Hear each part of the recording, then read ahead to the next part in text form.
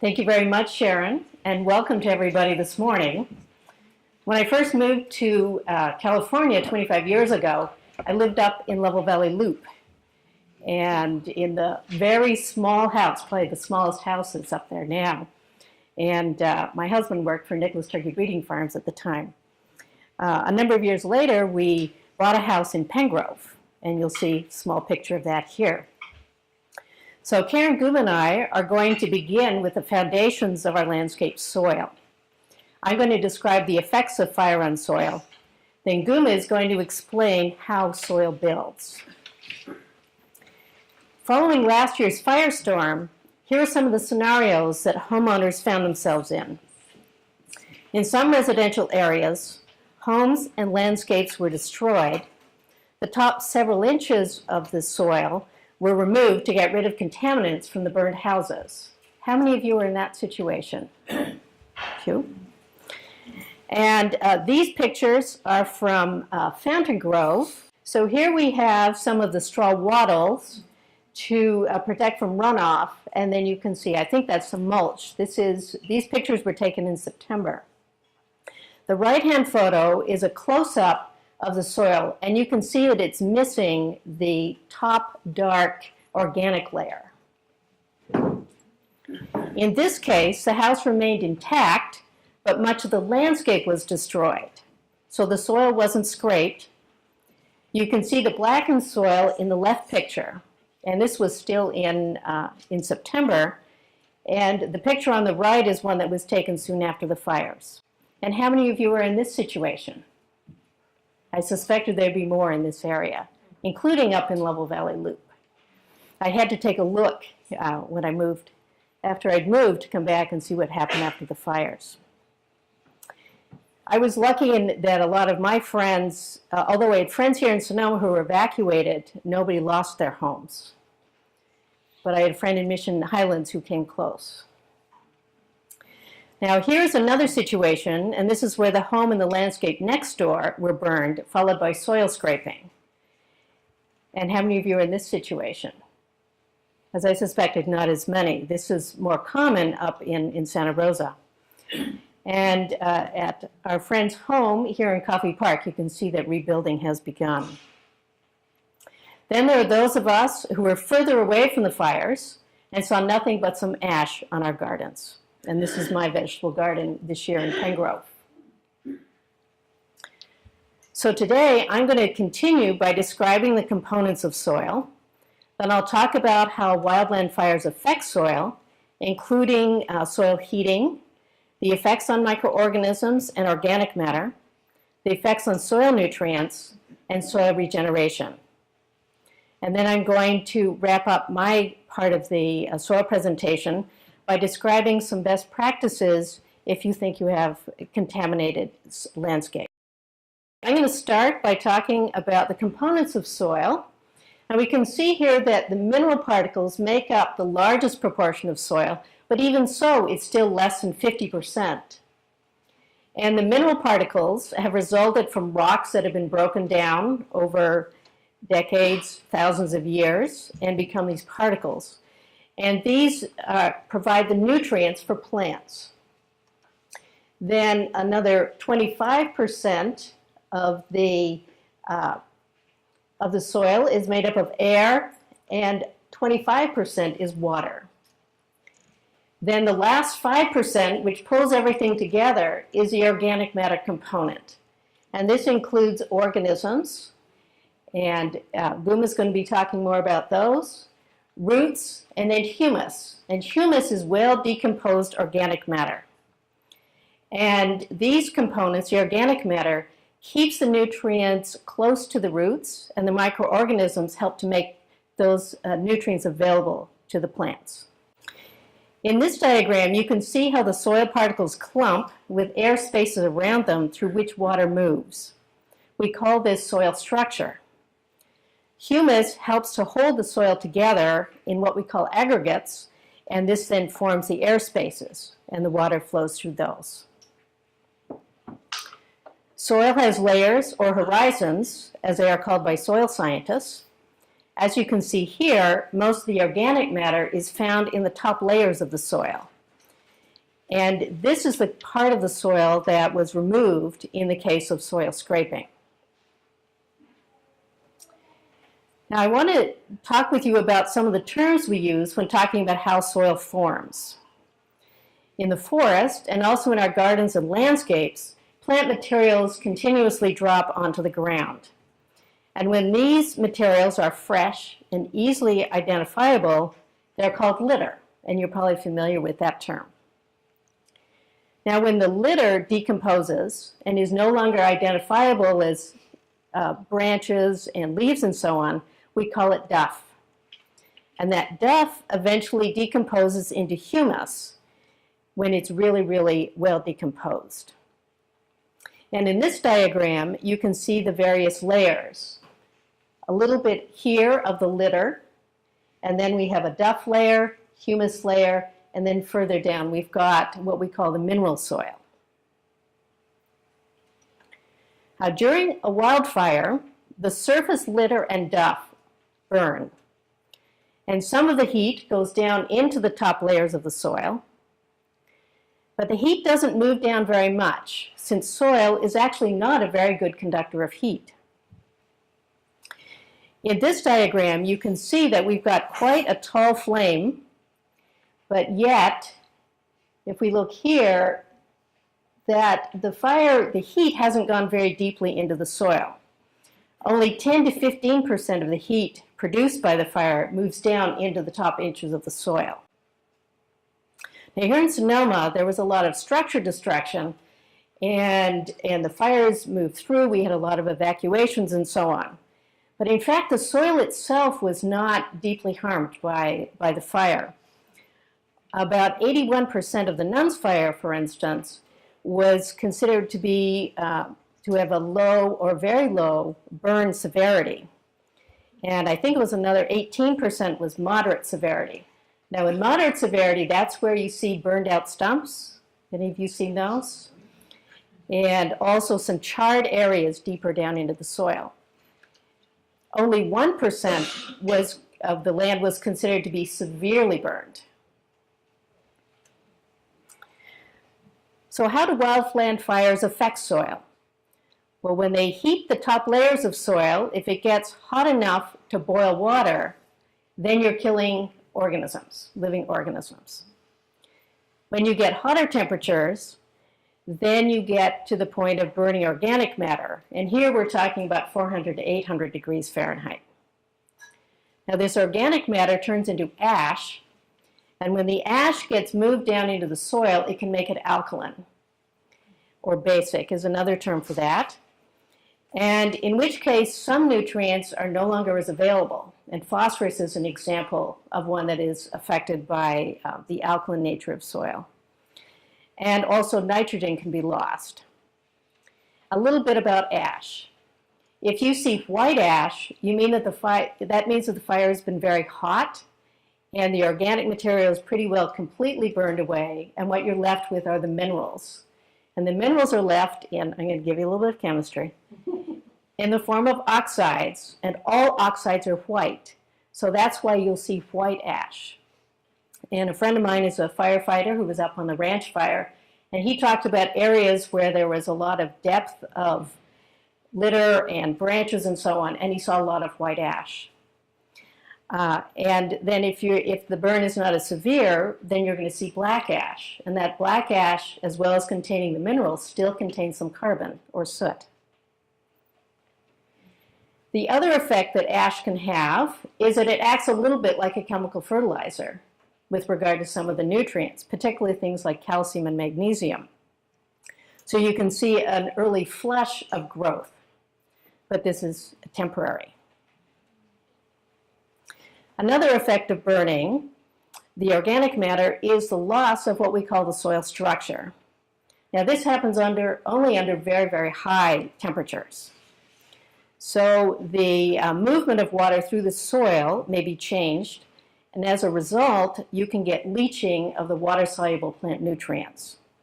They go down below the level of the plant roots, so are no longer available to them. So this all can sound a little bit depressing. But yet soil does regenerate over time. And as plants come back, we have the addition of organic matter again as it falls on the ground. And we also have migration of microorganisms back into the area. Now here's what happened in Sonoma Valley Regional Park. In April, my husband and I took a hike through there, and we were delighted to see all the grasses and the wildflowers. And you can see those here, even amongst where you can see the effects of the fires back here. And Guma is going to talk more about grasses and wildflowers in the context of plant succession in the rebuilding of soil. We also see regeneration of many fire-adapted plants. And here are some examples of Toyon from Cavedale Road in Sonoma Valley. And again, this was in September. A friend of mine and I took a tour through Sonoma County and took some pictures in preparation for today. And here's some Toyon. Up in Santa Rosa, here is some regenerating bay. And here are also some bunch grasses and madrone in the same area of Santa Rosa. Let's turn our attention to what happens when houses burn. We had a lot of structure fires last year.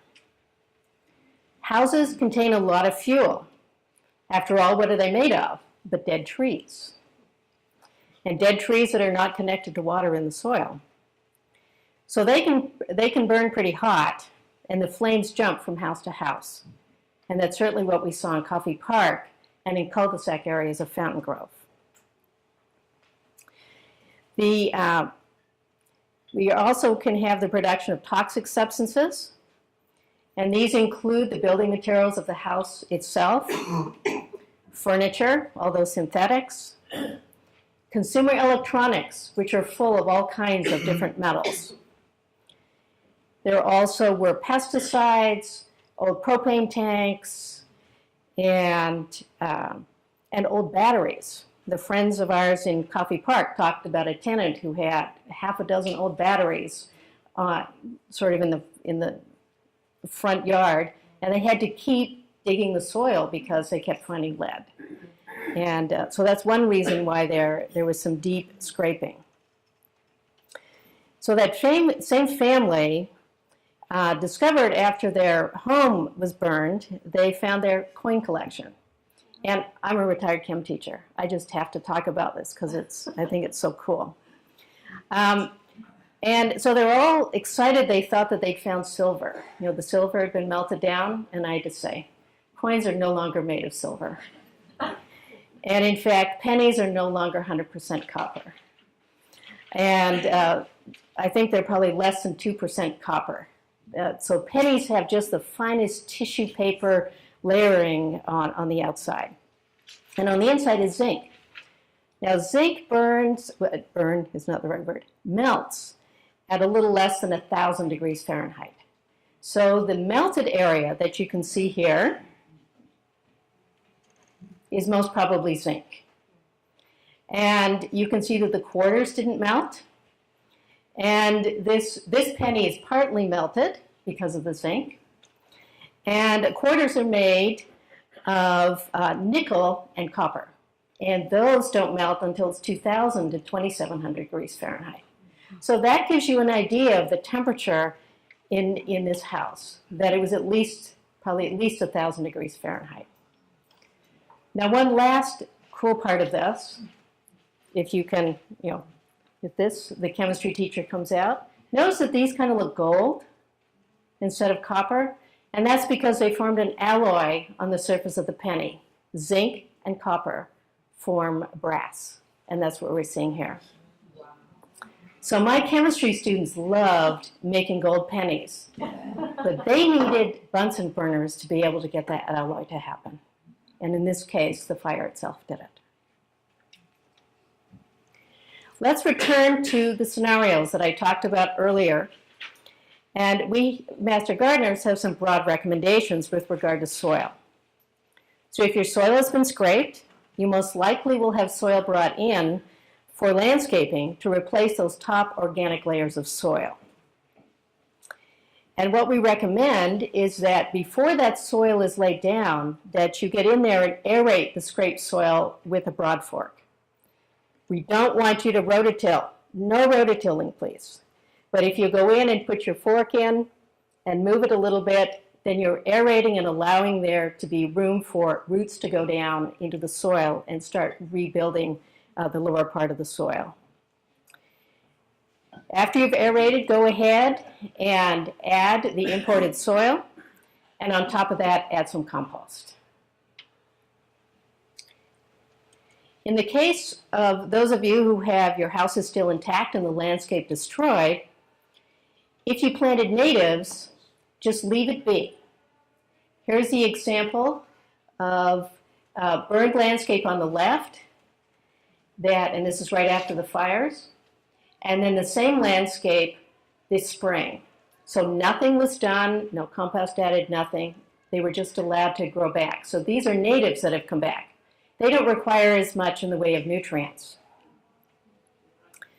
On the other hand, if you've got non-native plants, and they generally require more nutrients, and we recommend that you add 2 to 3 inches of compost, and then keep replenishing that compost as it disappears. And you know, if you go in and aerate with that broad fork beforehand, that would be a great addition too, to do that first. If you think your soil may be contaminated, the best way to know is to actually get your soil tested. It's not as expensive as you might think, a few $100s for a metal test, series of metals. And if you'd like more information about soil testing, talk with me afterwards, or I think we've got a break coming up in a little bit. I have some information about that. Now, if you know or suspect that you have contaminated soil, this can be for any reason, we recommend the following: mulch to keep down contaminated soil dust, and to use raised beds, especially for vegetables. And Mimi asked how many of you are growing vegetables. And so here's an example here. To be even safer, we recommend that you add sand and activated charcoal to the bottom of the raised beds, and followed by the imported clean soil, and followed by organic matter, primarily compost. Even better, go ahead and add hardware cloths to the bottom of your raised bed to help prevent those horrible gophers coming through, and also to keep out some of the noxious weeds. In summary then, we know that fire changes soil. Living organisms and the organic matter part of soil are temporarily affected. Eventually the soil regenerates. And if you're concerned about toxics, we recommend that you add mulch to your landscape and use raised beds. And then Guma is going to talk about how to rebuild soil.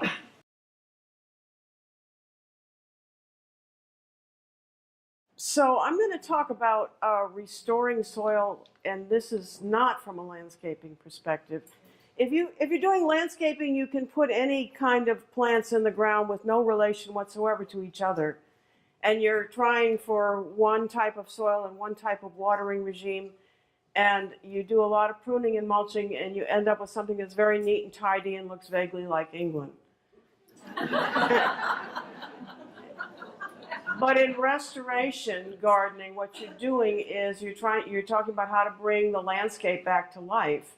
And that's starting with the soil and ending with the critters, basically, trying to make it live. So it's a different perspective, and the kind of plants that you choose are not on necessarily the kind that you find aesthetic, but the kind that will thrive in the kind of landscape that you have, and then you can tinker with your aesthetics. Anyway, I'm going to cover the standard methods for rebuilding poor soil. If the soil has been scraped, it's going to take years to rebuild it in a natural way. And we're going to talk about some ways to speed that up. If the soil is imported, your soil has been scraped and you had fresh soil brought in, you don't know exactly what you're getting. There are many formulas in soil mixes, and you don't know what exactly is in there. You can even get sterile soil because there are, vendors of sterile soil. So it has to be combined with compost to rebuild a natural soil community. And even if you do that, what you end up with may not be the same as what you originally had. So that can affect your which plants you can grow. We're dealing here with a microscopic ecosystem, not a dump of inert matter here. There are more living organisms in a teaspoon of good soil than there are people on the planet. It's that we didn't know very much about microbiology before, and now we know a lot more. So you've got 1 billion bacteria or so, ish, in a teaspoon of good garden soil. That contains maybe 20 to 30,000 different species. And the bacteria break down the simple sugars, and the fungi, which comes next, I've said anything between several yards to several hundred feet in a teaspoon of good soil, and you say, well, it doesn't fit, maybe. But it does, because what makes a fungus, a lot of people, when they think of a fungus, they think of a mushroom. Don't think of a mushroom. A fungus has a 1-cell thick, thread-like structure that when it meets up with another thread from the same kind of fungus, merges into what's called into a web, which is called a mycelium. And that's what makes a fungus. So those are the kind of fungi that you're going to find under the soil, not mushrooms. And you can fit a great many 1-celled organisms into a teaspoon. Then you get several thousand protozoa, which are the kind of 1-celled organisms that you see squiggling under the microscope when you're in high school. And they go around eating other things. And then you get a few dozen nematodes, which are sort of like worms, but without segments. And some of them you can see, and some of them you can't see because they're too tiny. The fungi break down the complex carbon molecules, which are the cellulose and the lignin, and transform that into something that you can, doesn't work, okay, into something the plants can use. So here's the soil food web as it's commonly pictured, and there's a dividing line between the worlds of the visible and the invisible that goes right down the middle here. There are arthropods, meaning insects, that you can see, and arthropods that you can't see, nematodes that you can't see, and nematodes that you can see.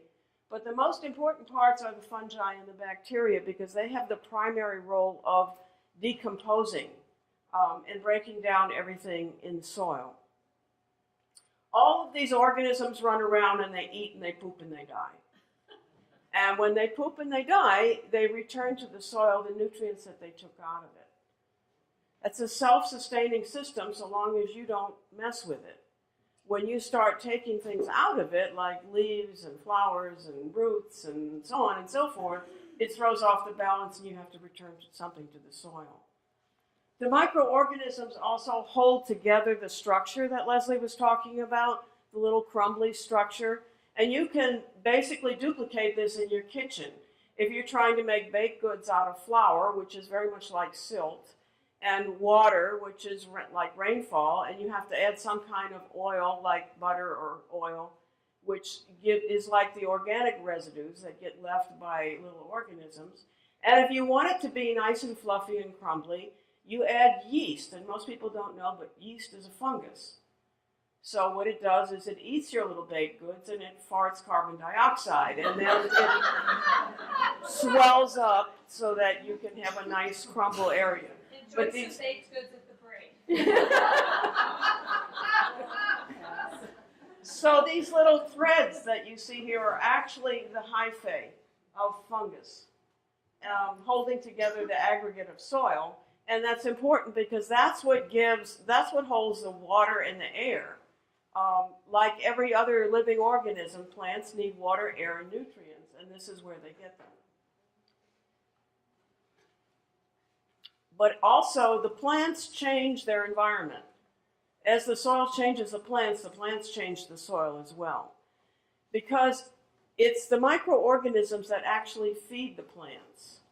They are the ones that go out into the soil and get the nutrients and feed it back to the plant in the form that it can digest. And in return, the plant puts out about 20% or 30% of what it produces with photosynthesis out through the roots, so that it can attract the kind of microorganisms that it likes to work with, its favorite little bacteria and fungi, which then protect it also, in addition to feeding it. They have their own favorites sometimes. Some plants are generalists. They will work with a great variety of organisms, and some are very specific. They want their particular type of organisms. So that's what they attract. Now, if the soil life is destroyed, whether that's by fire, by scraping, or having to compete with imported organisms, you have little or no nutrition available to the plants, because the microorganisms are what mediate to feed the nutrients in the plant available form. And you can have erosion, you can have carbon loss, you can have nitrogen loss, you can have destruction of the fungal hyphae and loss of soil structure as well. So how are you going to replace it? And the traditional formula for doing this is, first thing you do is you rototill, and then you fertilize, and then you water. And then if it doesn't grow, you fertilize and water it some more. So the problem with this is it harms the life of the soil. So if you're fertilizing, you're killing off the soil organisms, for one thing. Well, even if you have beautiful organisms and you manure and you compost and all of that, just tilling the soil is going to harm it in the long run. It's going to drive out, it's going to suck out the fertility from the soil in the long run.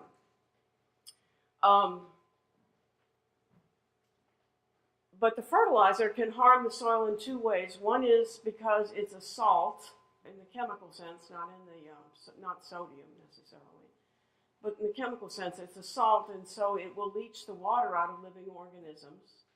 And for another thing, the plant basically says to the microorganisms, what do I need you for? I can get all of this stuff for free. It's being put into my soil. Well, the problem with that is then the plant, it's not worthwhile for the plant to exude those things, that little food out through its roots. It's the carbohydrates and the sugars. So the web of life around the roots dies back. And then you have to keep replacing it. It's like an addiction. You start using fertilizer, you have to keep using more and more fertilizer to get the same effect. So how does soil restoration happen in nature? This is a concept in ecology that's called natural succession. There can be a primary natural succession, which is like a volcanic island arises out of the sea. Kilauea makes a new Hawaiian island or something, and it's bare. Secondary succession is when something happens like a fire, or a flood, or a landslide, or whatever destroys the entire plant community. When that happens, there is a certain order in which things come back. And there's different climax plant communities. This particular one in the diagram is a forest, but it could be chaparral, it could be coastal scrub, it could be oak woodland. A climax plant community is the one that will stay stable until the next succession event comes along. So in the abstract, what changes, the soil changes along with the plant community. So you have the soil going from more alkaline, and remember fire makes soil more alkaline, so basically it's moving you back to square one. And it becomes more acidic as more plants die and enrich the soil. The soil bacteria level stays about the same, but the fungi increase tenfold up to a forest level soil, and the number of earthworms decrease because they can't handle the acidic soil.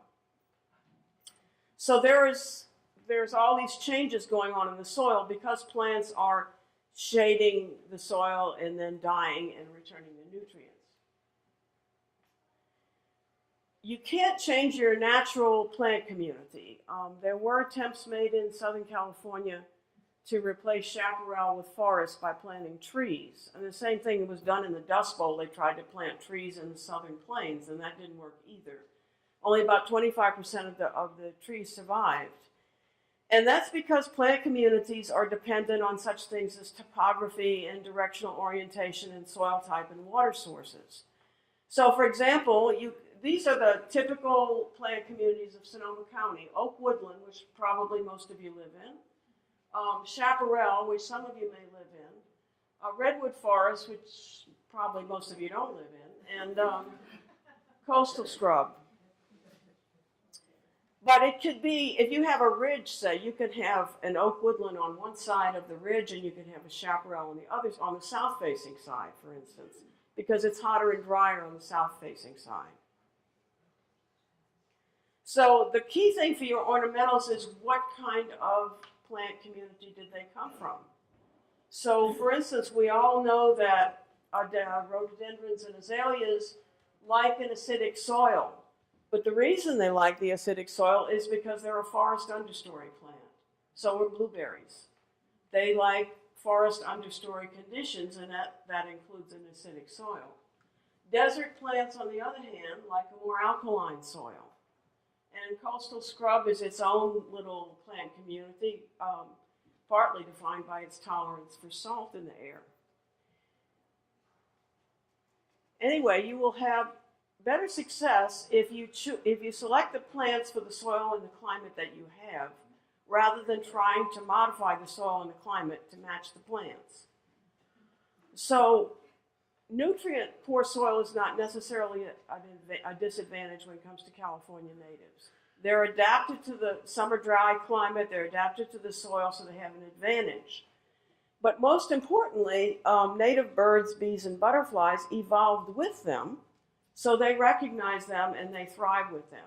There are a few Mediterranean plants, especially the aromatic herbs like rosemary and thyme and oregano, that bees really love because they have this very strong smell. But mostly what birds and bees and butterflies love are the plants that they evolved with, which are California natives. And something like agapanthus can bloom for months and months and no bee will go near it, or hummingbird, or bird. They don't recognize it as food. So if you haven't thought about it before, this is an opportunity to renew the life of your garden with natives. If you have the leisure to wait for your soil to get better, you want to start by planting plants which are low down on the range of natural succession. There's a reason that wildflowers are the first things to come back after a fire. Annuals, grasses, and ground covers will do better at first. They're in that low end of that natural succession. Later you can plant shrubs, and later trees. Now we'll talk a little bit, if you have to put all of your landscape in at once to satisfy a plan, I'll talk about that a little later. But you want to bear that natural succession in mind, because what you're doing is slowly building up a natural soil. And what your soil needs in the terms of dead organic matter somewhat conflicts with the recommendations that you have to clear all the dead leaves away and all the brush away, because your soil needs that. So there are things that you can do. You can make the plant detritus less flammable by chipping or mulching it. If you get a leaf blower, for instance, you can get a mulcher attachment, and it will simply cut up the leaves into smaller pieces and deposit them in a bag. And you can run it through a composting process. If it's run through a composting process, and then you top the soil with it, it's going to be less flammable. But in all cases, from the soil's point of view, what you want to keep it covered. Don't seed with non-native grasses. This has been tried in Southern California. They thought because the non-native grasses would grow faster that they would therefore control erosion. But grasses don't grow fast enough to control erosion. And what happens is the non-native grasses are actually more flammable than the native grasses, because the native grasses, being adapted to summer dry climates and all linked in with the other plants in its community through mycorrhizal networks, are able to stay greener longer than non-native grasses. And many native shrubs and grasses are adapted to fire which may mean they burn quickly, but they will also sprout from their base, which is called facultative sprouting. Now, vegetable gardening is a whole different animal. It requires richer soil. And if you're doing container gardening or if you're doing gardening in raised beds, that's the same thing, especially if you're bringing in soil, because the soil is cut off from the soil food web. So you have to add a lot more inputs. You have to add more compost, more fertilizer, more water. If you have to do that, try to use slow-release organic fertilizers and take it easy a little bit on the fertilizer. If you use more than you need, you can harm the plants or attract harmful insects, as well as polluting the groundwater. One sign you can tell if there's too much nitrogen in your garden is if you have abundant foliage growth but almost no fruits or flowers. So it's like a sugar high. You give a lot of nitrogen to your plants and they go, woo, but then they don't make any fruits, or they had a good time.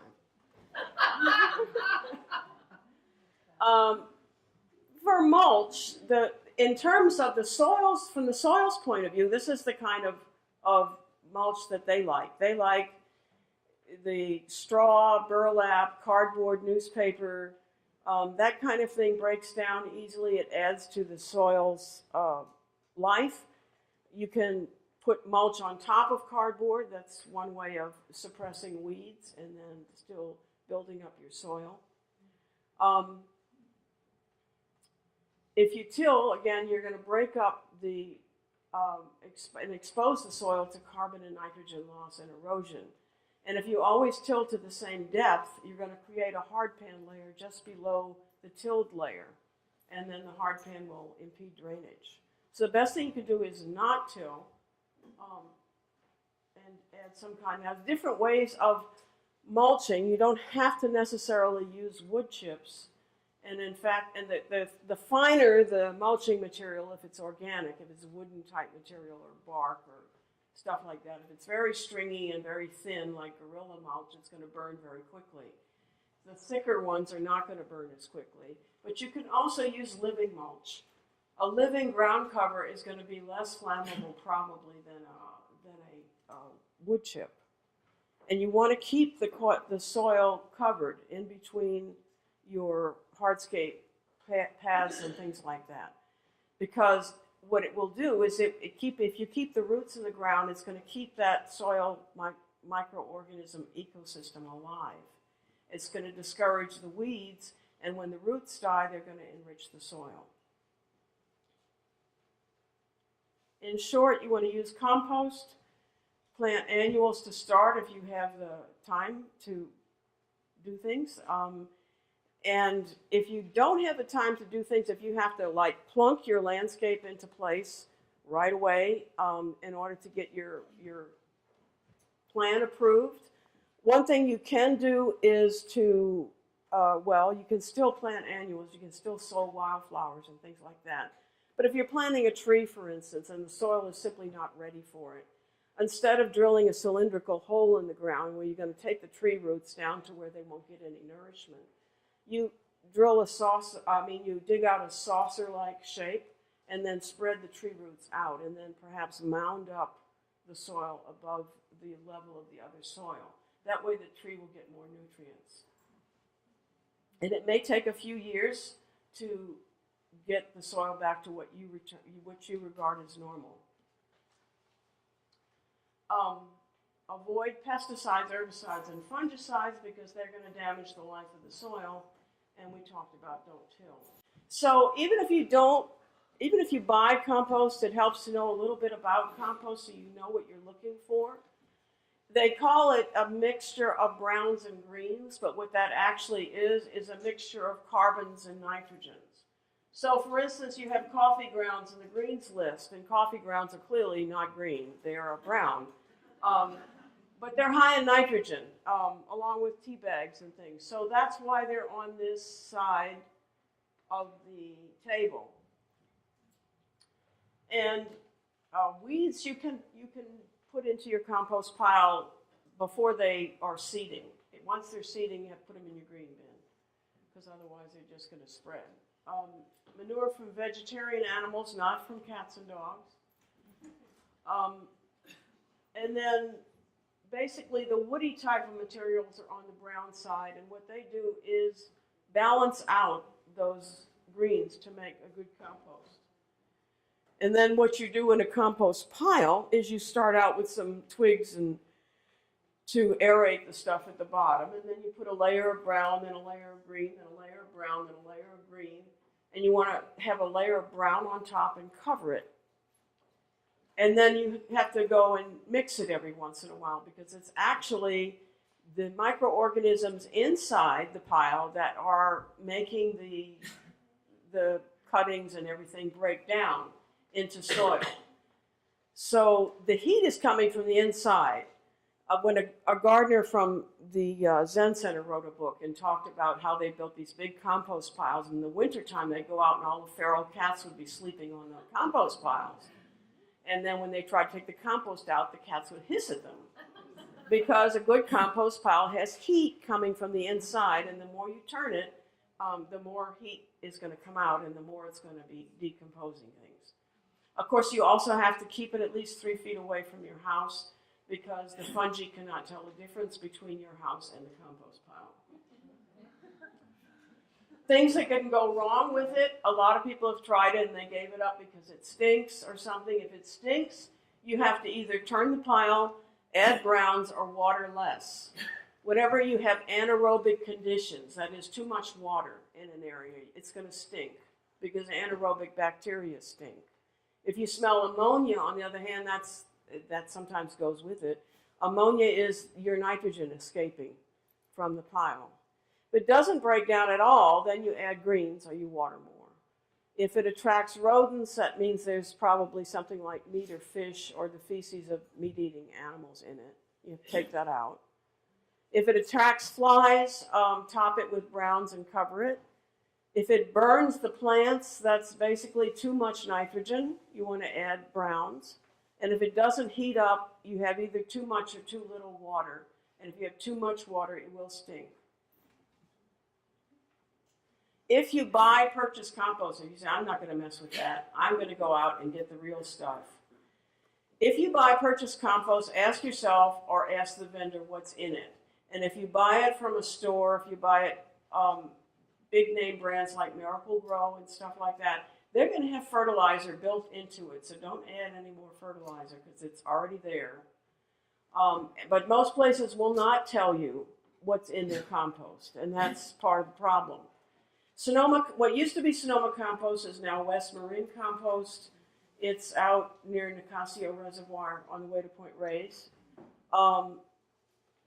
They're very good, and also Grab and Grow in Santa Rosa will tell you what's in their different compost blends, but most places won't. So you have to kind of be careful about what you're buying for compost, and be careful about adding fertilizer if it's a name brand. So that's it for me.